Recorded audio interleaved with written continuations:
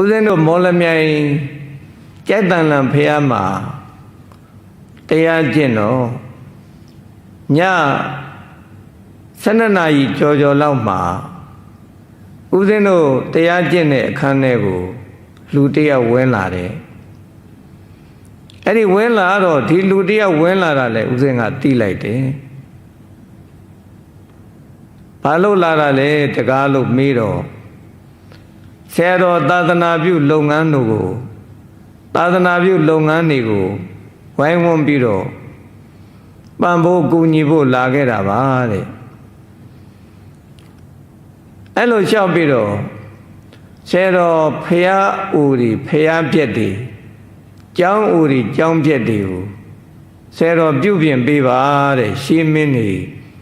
တည်ထားခဲ့တဲ့ဇေဒီအဟောင်းနေအပြက်ဒီကျောင်းအဟောင်းပြက်တွေကိုပြုပြင်ပေးပါတဲ့သူအဲ့ဒါလေးလျှောက်တယ်လျှောက်တော့ဦးဇင်းကပြင်းတော့ပြင်းနေတယ်ဦးဇင်းမှာဝတ္ထုကြေးငွေမရှိဘူး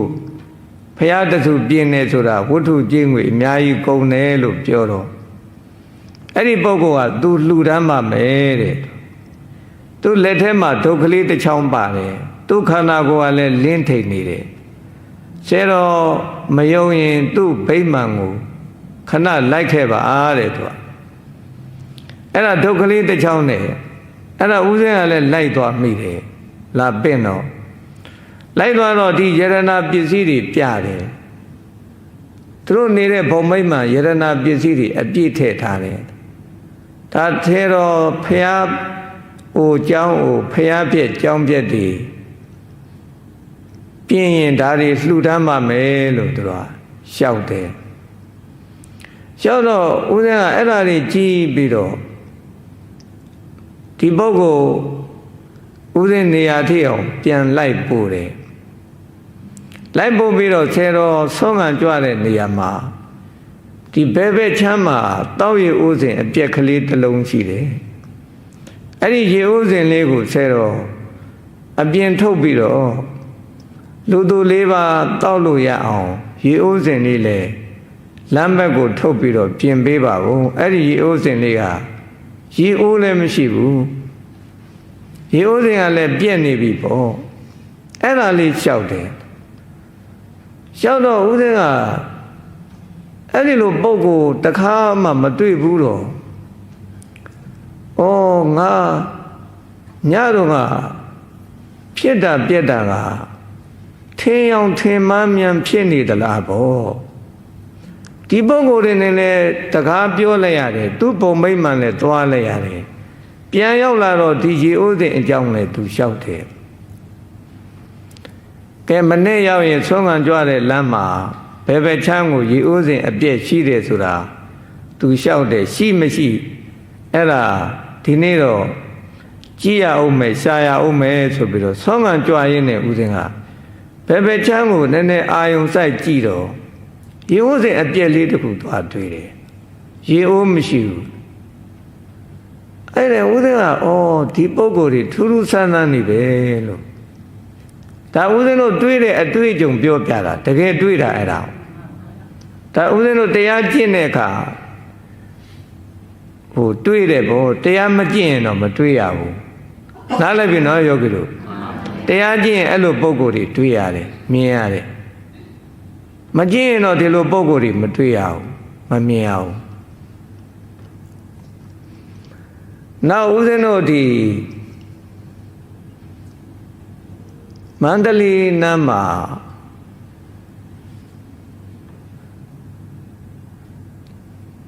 ဦးဇင်းခမိမိဖြစ်နေတဲ့တောင်နေထူတတ်တဲ့နေရာတရားသွားပြတယ်တရားကျင့်တယ်ပေါ့တရားကျင့်တော့လူ4 ယောက်ည7 နာရီကျော်လောက်မှရောက်လာတယ်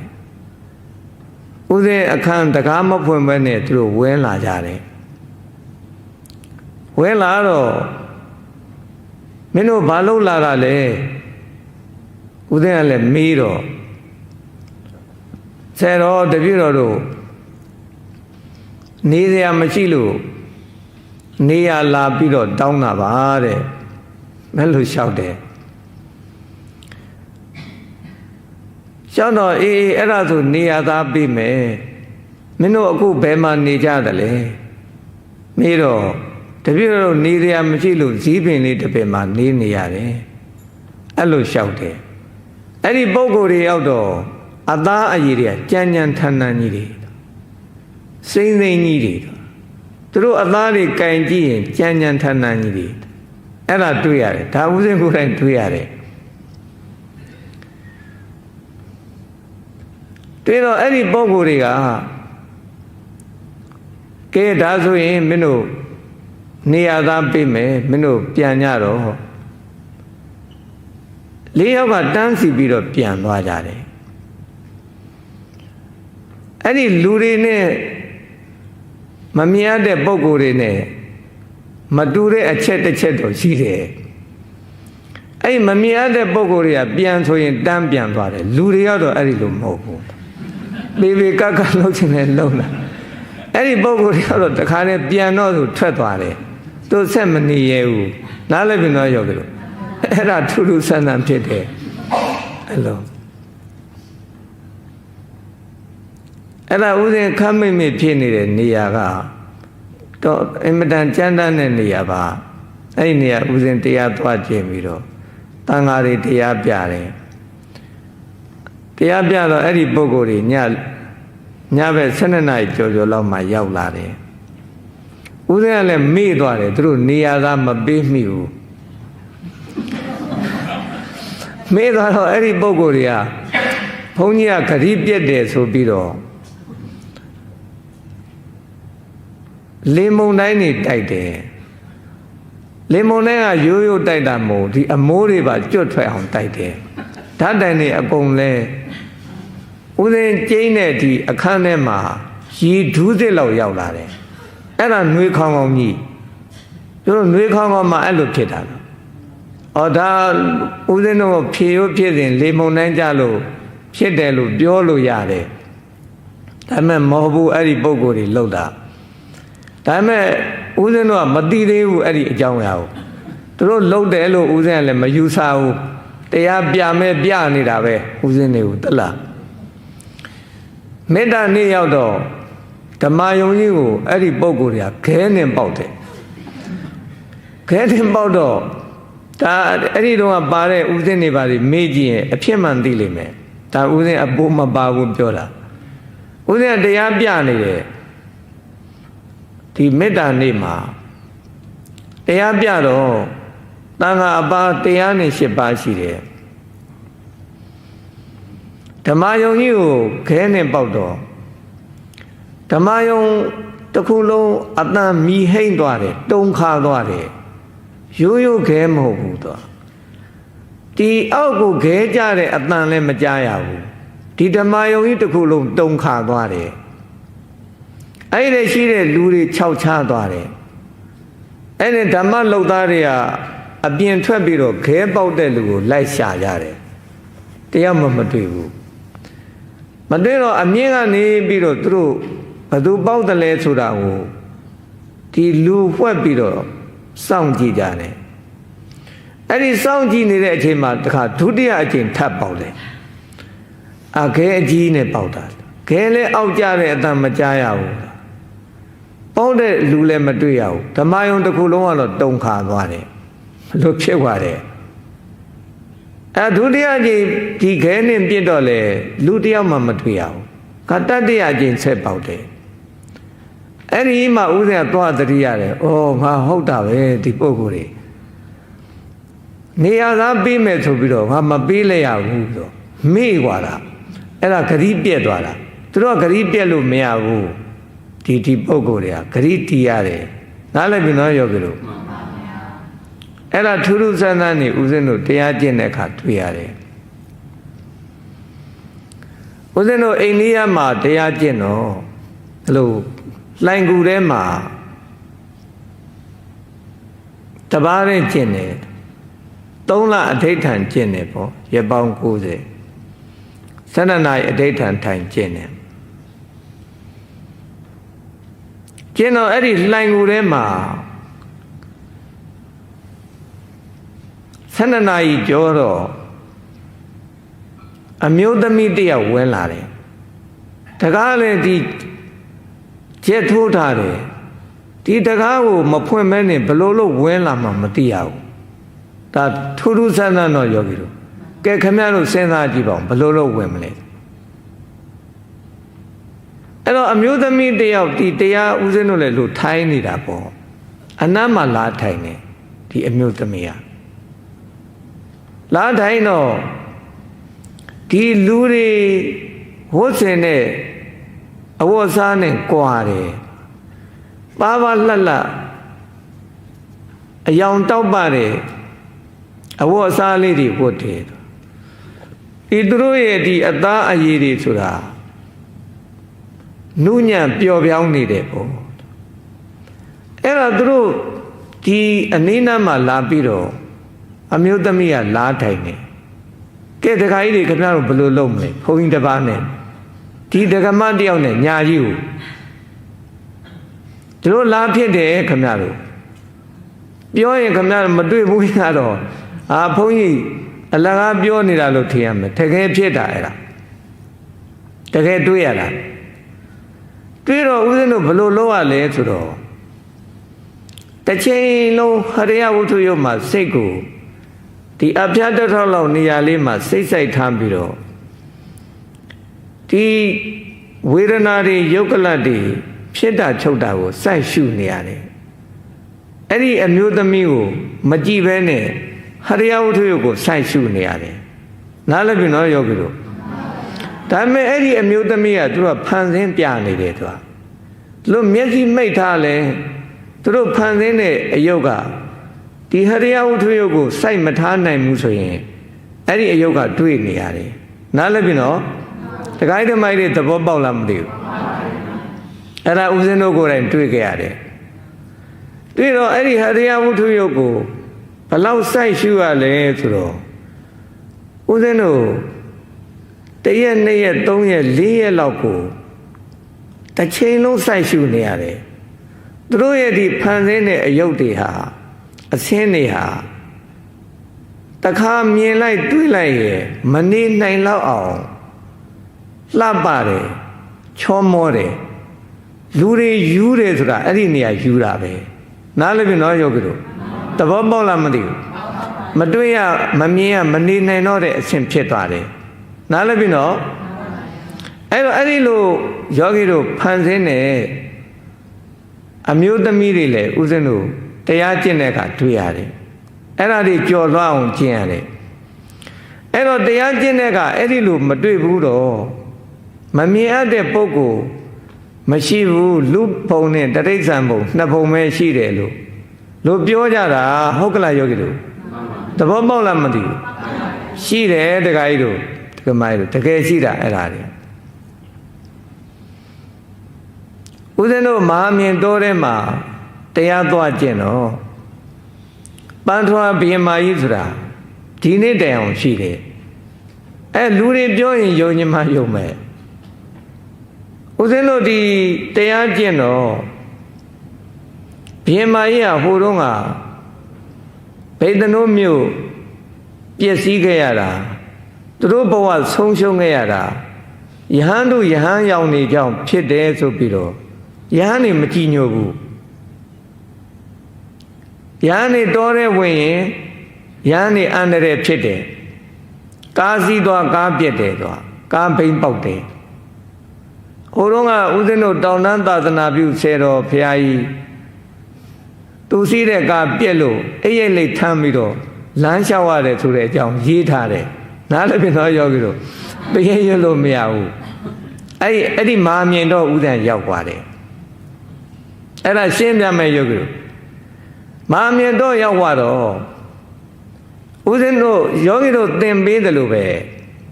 12 နာရီအဋ္ဌဌာန်ထိုင်ကျင့်တယ်အဋ္ဌဌာန်ထိုင်ကျင့်ပြီးတဲ့အခါဒီတောထဲမှာရှိတဲ့ပန်းထွားဘိမာကြီးတို့တောဆောင်နတ်တောင်ဆောင်နတ်တို့နတ်ဘလူတွေတို့မကျွတ်မလွတ်တဲ့ပုဂ္ဂိုလ်တွေဦးဇင်းအကုန်လုံးဖိတ်လိုက်တယ်ဖိတ်ပြီးတော့ပရိတ်ရွတ်တယ် အမြတ်တမ်းပေးဝေတယ်မေတ္တာပို့တယ်ဒါအမြဲလောက်တာတော့ယောဂီတို့ဟိုတော့အဲ့ဒီမာမြင်တော့တဲ့မှာပေးရွလို့မရဘူးပေးရွရင်အန္တရာယ်ဖြစ်တယ်ကွာဒီလိုချောင်းနေပါလေဖြတ်ကူးတောင်မှသွားဖရာတရားတပြီးကုရင်နစ်သွားတယ်သွားအဲ့ဒါတကယ်ဖြစ်တာယောဂီတို့ဖရာလို့တကူးရင်နစ်ပြီးအဲ့ဒါကားပါနစ်သွားသဲတဲ့မြုပ်သွားတာအဲ့လိုဖြစ်သွားအဲ့ဒီတော့ရောက်သွားတယ်ရောက်တော့ဥဒယတိတရားတွေကျင့်ပြီးတော့တနေ့လုံးတရားထိုင်ပြီးတော့ညနေ9 နာရီထိုးတဲ့အခါတောထဲမှာရှိတဲ့ဘုရင်မကြီးတို့နဲ့အပေါင်းပါတွေနောက်ပြီးတော့နတ်ဘလူးတွေနတ်မိတ်ဆာတွေမကျွတ်မလွတ်တဲ့ပုဂ္ဂိုလ်တွေဝိဇ္ဇာတွေစောကြီးတွေတပတိတွေအကုန်လုံးဖိတ်ပြီးတော့ပရိရွတ်တယ်ပရိရွတ်တော့အဲ့ဒီဘုရင်မကြီးတို့ဟာငိုကြတယ်မျက်ရည်တွေကျရတယ်အဲ့ဒါတွေ့ရတယ်ဦးဇင်းတို့သူတို့စိတ်ထားနှလုံးသားတွေနူးညံ့သွားတဲ့သဘောပျော်ပြောင်းသွားတဲ့သဘောလို့ယူဆရတယ်နားလည်ပြီနော်ယောဂီတို့ဒါဦးဇင်းကိုယ်တိုင်တွေ့ရတာအဲ့တော့ဒီဘုရင်မကြီးဟာဦးဇင်းတို့တော်တယ်တရားကျင့်တော့ဝါရင်း3 လဦးဇင်းဒီရက်ပေါင်း90တရားကျင့်တယ်တရက်မှနားရရက်တယ်မရှိဘူး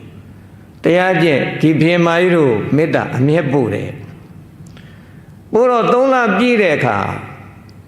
အဋိဋ္ဌံပြည့်ပြီဦးဇင်းပြန်ကြွတော့မယ်ဆိုပြီးတော့အဲ့ဒီတောထဲမှာဘုရင်မကြီးတို့နဲ့တကွအထိနတ်ကောင်းနတ်မြတ်တွေအားလုံးမွေးတိုင်လေးတွေထွန်းတယ်ဖျောင်းတိုင်လေးတွေထွန်းတယ်ဆံမန်းပေါက်ပေါက်လေးတွေကျဲပြီးတော့ဦးဇင်းနှုတ်ဆက်တယ်နတ်ပြန်ကတော့ဦးဇင်းပြန်ကြွတော့မယ်ရက်ပေါင်း90ပြည့်ပြီအဲ့တော့ဦးဇင်းကိုခွင့်ပြုကြပါသူတို့နှုတ်ဆက်တယ်နှုတ်ဆက်တော့ယောဂီတို့တညာလုံးဦးဇင်းမအိပ်ရဘူး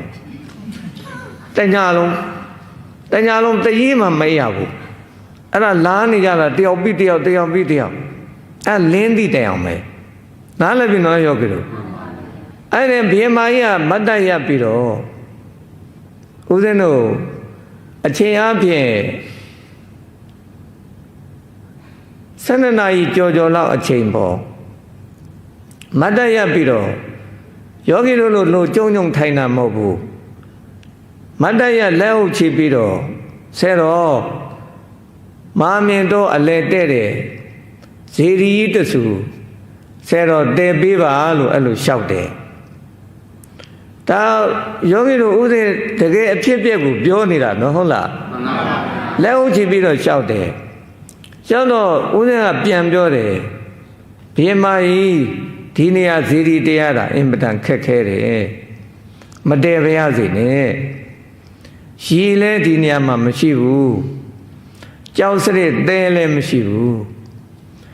တန်တို့ဘီလတ်မြေတို့သဲဖို့ဆိုတာလေအဝေးကြီးရန်ကုန်ကနေသဲရမှာလမ်းနေရလဲမကောင်းဘူးဘုရင်မကြီးလမ်းနေရလဲမနဲ့လားလူတော်မနဲ့လမ်းလျှောက်ရတယ်ကားသွားဖို့နေတာလူတော်မနဲ့လမ်းလျှောက်ရတယ်ဘွက်တန်းကြီးတွေသွားရတာအဲ့တော့ဥစဉ်မတည့်ပါရစေနဲ့ဥစဉ်နဲ့သီလသိက္ခာသမာဓိသိက္ခာပညာသိက္ခာပြည့်စုံတဲ့ဆယ်တော်ဘုရားကြီးတွေကိုပင့်ပြီးတော့ဘုရင်မကြီးတည်ခိုင်းပါလို့ဥစဉ်ကပြန်ပြောတယ်ပြန်ပြောတော့ဘုရင်မကြီးကတခါဆက်ပြောတယ်မဟုတ်ဘူးတဲ့ဆယ်တော်ကတပည့်တော်တို့နဲ့ပဋ္ဌာန်းဆက်နီးတယ်တဲ့သူအဲ့ဒါလျှောက်လာတယ်သူပဋ္ဌာန်းဆက်နီးတယ်ဆယ်တော်ကသာသနာပြုနိုင်စွမ်းရှိလို့ဆယ်တော်ကိုရွေးပြီးတော့ပင့်တာပါတဲ့အဲ့ဒီမှာသူတို့ပင့်တဲ့အကြောင်းလျှောက်တယ်စောစောတော့ကဘသူပင့်လို့ပင့်မှမသိဘူးမဟာမြင်တော့ကြွပါဖရာလို့မဟာမြင်တော့ကြွပါဖရာလို့ဆိုလို့လားကျုပ်ကမဟာမြင်တော့ကြွသွားတာဘသူပင့်မှမသိဘူးဒီအမှသူတို့ပင့်တဲ့အကြောင်းလျှောက်တယ်နားလည်ပြီနော်အဲ့တော့ဆယ်တော်ဇေဒီတဲတာတဲပါတဲ့ရှေ့ကမရသူတို့ကနောက်ကပံ့ပိုးပါမယ်ကူညီပါမယ်ဆယ်တော်လိုအပ်တာအကုန်လုံးဆောင်ရွက်ပေးပါမယ်ဘုရင်မကြီးအာမခံတယ်တလား သူအမခနဲ့တိုင်ဂတိတည်တယ်ဘုရင်မကြီးရလေဓမ္မကြီးတို့ထူးထူးဆန်းဆန်းနေခင်ဗျားတို့မာမင်တော့ဟာဦးဇင်းတို့ဆုံးခံကြွသွားတယ်ဆုံးခံကြွတယ်ဆိုရင်ဒီလိုဟိုဆုံးခံကဒီလိုရွာကြီးတွေနဲ့နီးလို့မဟုတ်ဘူးမုတ်ဆိုးတဲလေးတွေလို့ဟိုလေတော်တဲလေးတွေလို့နည်းနည်းပါးပါးရှိတာပေါ့အဲ့ဒါလေးတွေဆုံးခံကိုမပြည့်အောင်ဆိုဆုံးခံကြွတယ်ဒါမဲ့ရတယ်တပိတ်တလုံးအပြည့်ရတယ်အဲဆုံးခံကြွရင်အဲ့ဒီတစ်ခါဘုရင်မကြီးတဲ့နောက်ကလိုက်လာတယ်အဲ့လိုနောက်ကလိုက်လာတော့ရှင်းတော့ဘာလို့တလဲအဲ့လိုမေးတယ်မေးတော့ဦးဇင်းတို့ဒီအလုတ်သမားတွေပေးဖို့ဒီကနေ့ဝတ္ထုလိုတယ်ဝတ္ထုမရှိဘူးပေါ့အဲ့လိုပြောလိုက်တော့ဦးဇင်းတို့ဒီဆုံးခံပြန်ကြွလာတဲ့အခါကျောင်းဆုံးခံပြန်ရောက်တဲ့အခါလို့ဘန်းကြီးနဲ့လှူမဲ့လူကရောက်နေပြီအဲ့ဒီလိုဓမ္မိုက်ပဲထူးထူးဆန်းဆန်းဒီဘန်းကြီးနဲ့လှူတဲ့ဝတ္ထုတွေဆိုတာကဒီ9000တန်အုပ်လိုက်တွေလှူတာအဲ့ဒီတစ်ခေါက်တုန်းကဦးဇင်းတို့တွေ့ရတာသိန်းပေါင်း900လောက်ရှိတယ်ဘန်းကြီးနဲ့ထည့်လှူတာနားလည်ပြီနော်ယောဂီတို့ဦးဇင်းတို့သဲဖြူမှမက်ကပြက်တာမဟုတ်ဘူးဒီလည်းပြက်နေ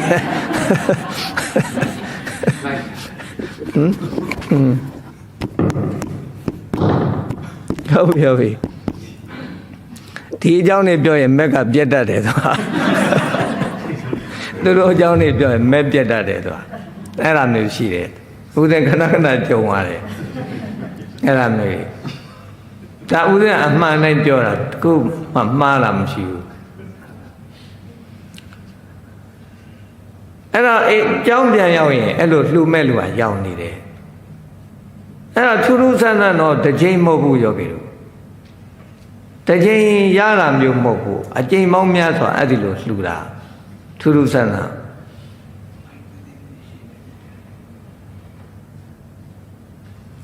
အဲ့ဒီလိုဝတ္ထုတွေရပြီမယ်ဦးဇင်းတို့ကတခါတည်းဖျားတဲ့ကိုထည့်လိုက်တယ်ဦးဇင်းတို့အတွက်ချမ်းသာတို့သုံးတာတို့တခါမှမရှိဘူးအကုန်လုံးဒီဖျားတဲ့ကိုထည့်လိုက်တယ်ထဲတော့အဲ့ဒီနတ်ကောင်းနတ်မြတ်တွေကလည်းသိတယ်ဆယ်တော်သာသနာပြုတာတိတိကျကျမှန်မှန်ကန်ကန်ပြုတယ်ဆိုတာသူတို့လက်ခံကြတယ်ဦးဇင်းတို့လွန်ခဲ့တဲ့တပေါင်းသားပြည့်နေ့ဟာဖျားကြီးအထက်ထာပနာပိတ်တယ်ပေါ့အထက်ထာပနာပိတ်တော့မဟာမြင်တော်ထဲမှာလူတွေဆိုတာတောင်းချီပြီးတော့ရောက်လာတယ်အဲ့ဒီလူတွေဖိတ်တာလည်းမဟုတ်ဘူးမဖိတ်ဘဲနဲ့ဒီလူတွေတောင်းချီရောက်လာတယ်အများကြီးဒီအိတ်ဆရာနေဆရာဆိုတာမရှိတော့ဘူးချို့တစ်ပင်အောက်တွေအိတ်ရတယ်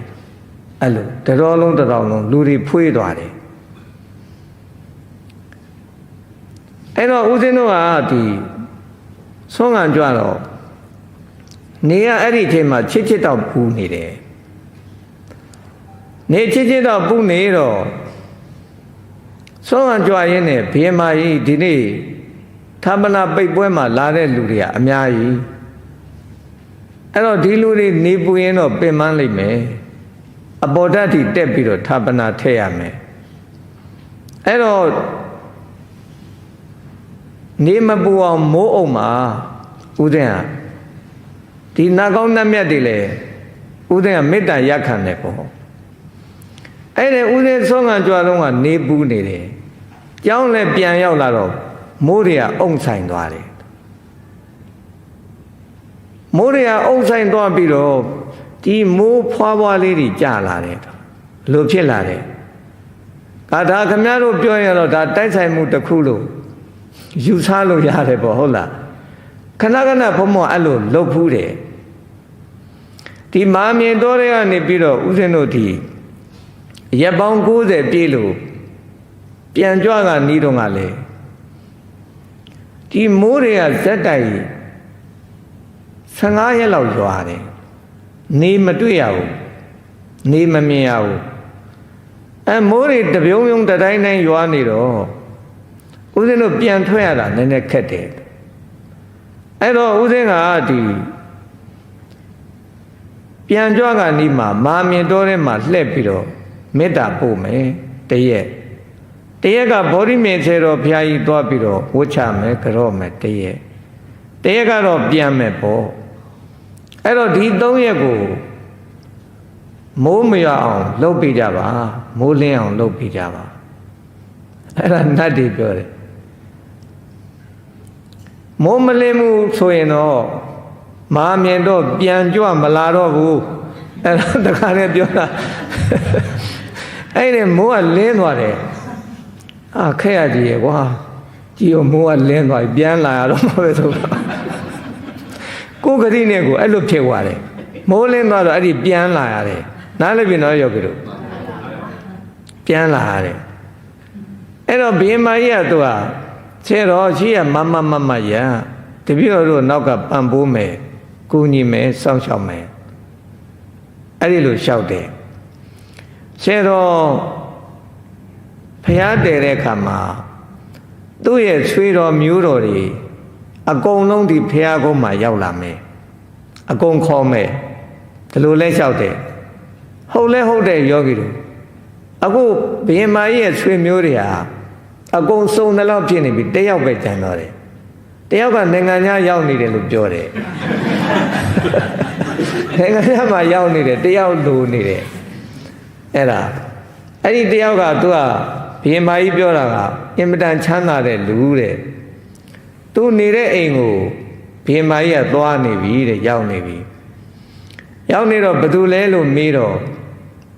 သူကဘုရင်မကြီးပန်းထွားဘုရင်မကြီးဘေဒနုမြို့ကပန်းထွားဘုရင်မကြီးလို့ပြောလိုက်ရင်အဲ့ဒီလိုမနေနိုင်ဘူးတဲ့ဒီချက်ချင်းမာမြင်တော့ရောက်လာလိမ့်မယ်တဲ့လာလိမ့်မယ်တဲ့အဲ့တော့ဆယ်တော်ကအဲ့ဒီပုဂ္ဂိုလ်လာတဲ့အခါပြည့်စုံဖြစ်အောင်ဒီရင်မြင်တို့လောက်ထားပါပေါ့သူကအကုန်လှူနိုင်ပါတယ်တဲ့အဲ့လိုလျှောက်တယ်နောက်ဘုရင်မကြီးတို့ဆင်ထားတဲ့လက်ဝတ်ရတနာပစ္စည်းတွေကိုလည်းဆယ်တော်ကအတုတွေဆင်ထားတယ်တဲ့အဲ့တော့ဆယ်တော်အစ်စ်ကိုဆင်ပေးပါတဲ့အဲ့ဒါလေးလျှောက်တယ်အစ်စ်ဆင်ပေးအောင်ကကျုပ်ကရွှေမရှိဘူးဗျာလို့ခင်ဗျာပြောအဲ့ဒါဆယ်တော်ဒီမှာရွှေ30သားရှိတယ်တဲ့ဟာမရှိပါဘူးခင်ဗျာလို့ညင်းနေတာဘုံဘုံကလည်းတက်လာဘုံဘုံလည်းသတိမရဘူးအဲ့ဒါကိုဦးစိုးထွန်းဟန်ဆိုတာကလူမှုဖွံ့ဖြိုးရေးဥက္ကဋ္ဌလားမသိဘူးဦးစင်းကိုပရိတ်ရွတ်တော့ရွှေ30သားလှူဘူးတဲ့အဲ့ဒါမေ့နေတာဗျာဒါပေမဲ့ပါဇက်နဲ့လှူသွားတာလက်ထက်ရောက်မလာဘူးအဲ့တော့ဘင်မာကြီးကသိတယ်ဆယ်တော်ရွှေ30သားရှိတယ်တဲ့အဲ့ဒါလက်ဝတ်ရတနာလွတ်ပါအဲ့ဒါမှစဉ်းစားတော့ဟုတ်သားပဲလို့30သားဆိုအဲ့ဒါလက်ဝတ်ရတနာတွေလောက်ထားတယ်အဲ့ဒါနိုင်ငံခြားကသူ့မိတ်ဆွေလာလိမ့်မယ်လို့ပြောတယ်အဲ့ဒါအကုန်လုံးလှူမယ်တဲ့အဲ့ဒါထူးထူးဆန်းဆန်းပြောတယ်အဲ့တော့ဆွေမျိုးတွေကသူ့ဒီမာမြင်တော်မှာအကုန်စုံတဲ့လောက်ဖြစ်နေပြီနောက်နိုင်ငံတော်အကြီးအကဲတွေလည်းဆယ်တော်ရောက်လာလိမ့်မယ်တဲ့နိုင်ငံတော်အကြီးအကဲတွေကလည်းပြတ်တယ်မရှိဘူးဦးဇင်းတို့မာမြင်တော်ဖရာကြီးမှာအမြဲလိုလာကြတယ်မြို့အနေနဲ့ကလူတွေမပြတ်ဘူးဒီဖရာကြီးကိုဖရာဘူးလာကြတာထူးထူးဆန်းဆန်းအဲ့တော့ဦးဇင်းတို့ဓာတ်တော်ဌာပနာပိတ်တဲ့နေရာဘုရင်မကြီးတို့ရုပ်ထုတွေကမျက်ရည်တွေကြာလာတယ်မျက်ရည်တွေကြာလာတယ်အထူးထူးဆန်းဆန်းတကားတွေကလာလျှောက်ကြတယ်ဆဲတော့ဘာဖြစ်လို့လဲဒီရုပ်ထုတွေကမျက်ရည်တွေကြာလာဘုရင်မကြီးတို့ကဝမ်းသာလို့ကြာတာဖြစ်ပါလိမ့်မယ်လို့ဦးဇင်းကလည်းပြောလိုက်တယ်အဲ့ဒီမျက်ရည်မကြခင်ခါစောစောလေးဟာဘုရင်မကြီးကဦးဇင်းကြီးရောက်လာတယ်ဆယ်တော်တို့နဲ့သာသနာပြုရတာအင်မတန်ကြည်နူးတယ်ဝမ်းသာတယ်ဆိုပြီးတော့အဲ့လိုလျှောက်တယ်လျှောက်တော့ပြန်သွားတဲ့ကအဲ့ဒီမျက်ရည်ကြတာတွေဖြစ်လိမ့်မယ်ဝမ်းသာပြီးတော့မျက်ရည်ကြတာပေါ့ဦးဇင်းတို့ဒီပဋ္ဌာန်းတို့ပရိတ်တို့ရွတ်တဲ့ခါလေ ဟိုတော့ကဘီမာကြီးတော့အဲ့လိုမျက်ရည်တွေပါတွေကြားတယ်ဝမ်းသာပြီးတော့အဲ့လိုဖြစ်တယ်အခုယောဂီတို့မာမြင်တော့ဘုန်းကြီးတွေဘယ်နှပါကြွလို့ရပြီအဲ့ဒါဒီကကိုတော်တွေလည်းဟုတ်လားအကုန်လုံးကြွလို့ရပြီဟုတ်လားဟိုတော့လုံးကြွမရတာမျိုးတွေမရှိတော့ဘူးဘီမာကြီးကသာသနာလေးလေးစားစားကြည်ညိုတဲ့စိတ်တွေပြန်ဖြစ်သွားတယ်ယောဂီတို့နားလည်ပြီနော်လေးလေးစားစားကြည်ညိုတဲ့စိတ်တွေပြန်ဖြစ်သွားတော့ဆဲတော့ဒီမာမြင်တော်ကြီးထဲမှာဈေးကြီးတွေအပြည့်တည်ရမယ်တဲ့အဲ့လိုလျှောက်တယ်အခုတဆူမဟုတ်တော့အပြည့်တည်ရမယ်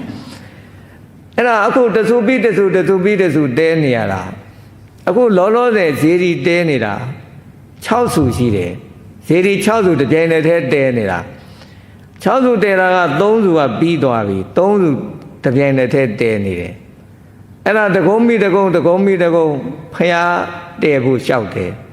နောက်ဖျားရှင်းတော့ကဒီဘီမာကြီးတို့တဲထားခဲ့တဲ့ဈေးဒီအဟောင်းတွေလည်းတွေ့ရတယ်အဲ့ဒီဈေးဒီအဟောင်းတွေလည်းပြတယ်အဲ့ဒီဈေးဒီအဟောင်းတွေကထူးခြားတဲ့ဒီယရဏပစ္စည်းတွေလည်းပြတယ်ဆယ်တော့ဒီယရဏပစ္စည်းတွေကတန်ဖိုးကြီးတယ်သူမြတ်လက်ထက်မရောက်ပါစေနဲ့တော့အဲ့လိုလည်းလျှောက်တယ်အဲ့တော့ဆယ်တော်တို့သာသနာပြုလို့ရအောင်ဒီယရဏပစ္စည်းတွေလှူပါမယ်ဆိုပြီးတော့ဦးဇင်းတို့ကိုယရဏပစ္စည်းတွေလှူတယ်လှူတော့ည12နာရီလောက်အဲ့ဒီကုန်းကိုသွားရတယ်သွားတော့ဆယ်တော်၄ပေအနက်လောက်တူးပါဆိုတော့၄ပေအနက်တူးတယ်တူးတော့အဲ့ဒီယရဏတက်တာကြီးတစ်ခုတွေ့ရတယ်အဲ့ယရဏတက်တာကြီးတစ်ခုတွေ့တော့အထဲထဲမှာဗုဒ္ဓဟူသမီးနဲ့စနေသား2ယောက်ဆင်းရမယ်ဆင်းပြီးတော့တူးတော့အဲ့ဒီလူ2ယောက်ကိုဝိဇ္ဇရိုတယောက်ကတွန်းလဲပြီးတော့အဲ့တက်တာကြီးမထွက်ပြေးမရလည်းဘူးအဲ့ဝိဇ္ဇရိုကမပြေးတယ်အဲ့ဒါတခါကြီးတခါမကြီးတို့ဒါမမြင်ရတဲ့ပုံကိုရှိတဲ့အကြောင်းပြောပြတာနော်ဟုတ်လားမမြင်တော့တဲ့မှာဦးဇင်းတို့ကိုယ်တိုင်တွေ့ရတယ်အဲ့ဝိဇ္ဇရိုကအခု6လပိုင်းဆိုရင်အဲ့ဒီတက်တာပြန်ပေးမလို့ပြောတယ်ဟုတ်လားလိုချင်လဲလာယူကြဟုတ်လားခင်ဗျာဟုတ်လားလိုချင်လဲလာယူဘုံမအကုန်ပေးတာဘာမှမထားတာမရှိပါဘူးအဲ့လိုအခုပေးထားတဲ့ပစ္စည်းတွေလဲဦးဇင်းကဘေမာကြီးကျုပ်ဌာပနာထဲရမလားစီဒီထဲမှာဘုံမတော့ဌာပနာထဲလိုက်ခြင်းနဲ့ဆယ်တော်မထဲနေဘူးဆယ်တော်သာသနာပြုလို့ရအောင်လှူလို့တန်းလို့ရအောင်ဒီယရဏပစ္စည်းတွေဆယ်တော်ခဏထားပါအောင်သူကအဲ့လိုလျှောက်တယ်ဦးဇင်းတော့ဒါတွေသွားလျာလဲယူလေးမရှိဘူးထားခဲ့တာဖះကိုထားခဲ့တာအဲ့ဒီလိုအဲ့တော့ဆိုလိုတာကတော့ယောဂီတို့ဒီမမြင်အပ်တဲ့ပုံကိုယ်တွေဆိုတာတရားကျင့်ရင်တွေ့လာတယ်မြင်လာတယ်နားလည်ပြီနော်